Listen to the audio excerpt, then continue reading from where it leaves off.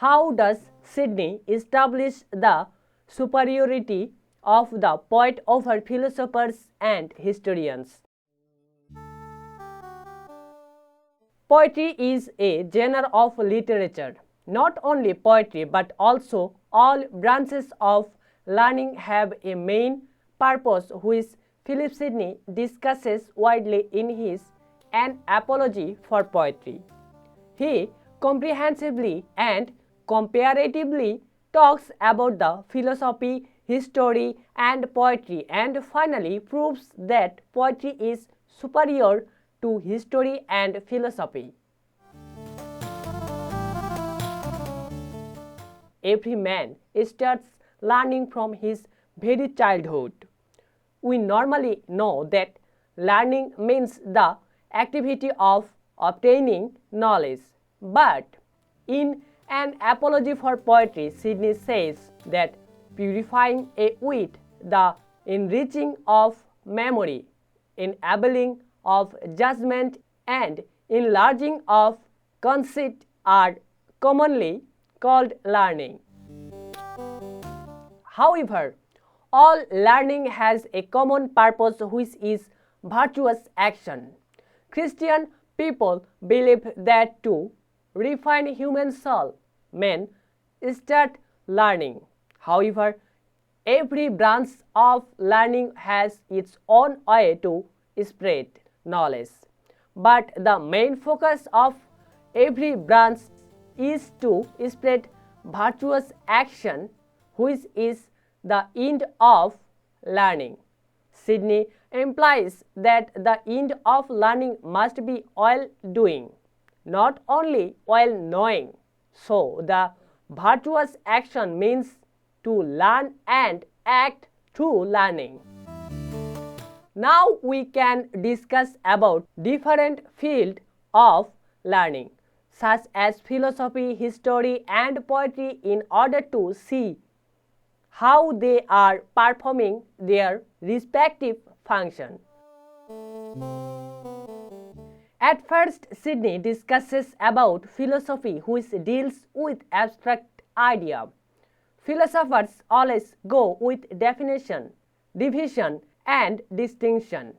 It teaches us the nature of virtue by means of analysis and by bringing about its general categories and specific result. It also makes us know of its enemies, vice, and passion. Sidney criticized the philosophers that they always remain serious and makes their face so rude. Moreover, they become so angry if they see anger on others and give them advice not to become angry, but they themselves become angry.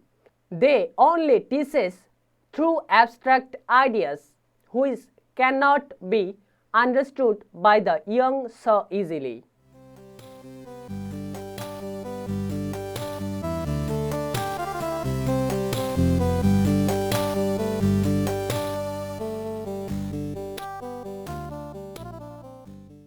Next, he discusses about history, which deals with facts.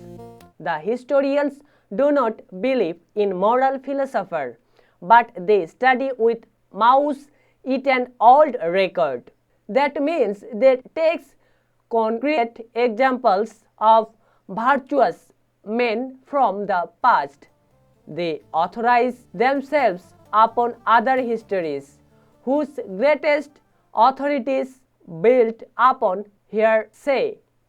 They only know very well about past, but they don't have any knowledge about present. After that, he discusses about poetry, which deals with what may be or might be happen in the given situation. He defines poetry as an art of imitation. It is representing, counteracting, or figuring forth. It is speaking picture, and its aim is to teach and delight. According to Sidney, the art of imitation is a process of making a new creation.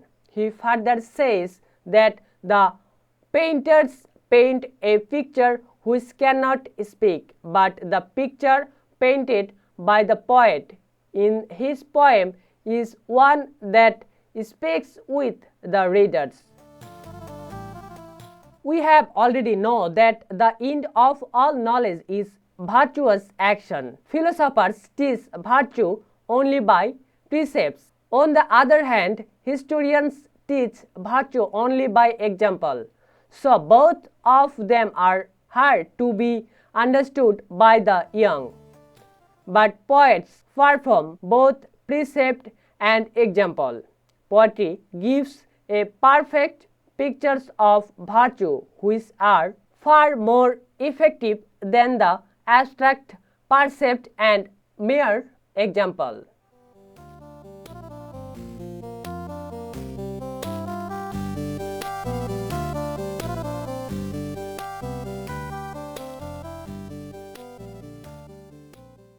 The philosophers teach obscurely and it is the learned only, but the poet teaches all. Philosophers describe virtue or vice in abstract manner, but the poet describes the vice or virtue in a concrete manner. So we can say poetry is superior to philosophy. In that sense, it has the power to move and to give incentive for virtuous action. It presents moral lesson in an attractive form in which people feel interest to know about it and to follow it. Moreover, poetry gives imaginary examples which are more instructive than the real examples of history. The historian deals with the particular fact, but the poet deals with the universal truth. The historian deals with what did happen, but the poet deals with what may or might be happened. So, poetry is superior to history because it represents poetic justice which history cannot.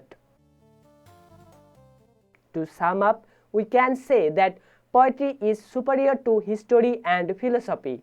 Philip Sidney at first discusses about the purpose of all learning, which is virtuous action. Then he talks about philosophy, history and poetry, and finally proves that poetry is superior to history and philosophy.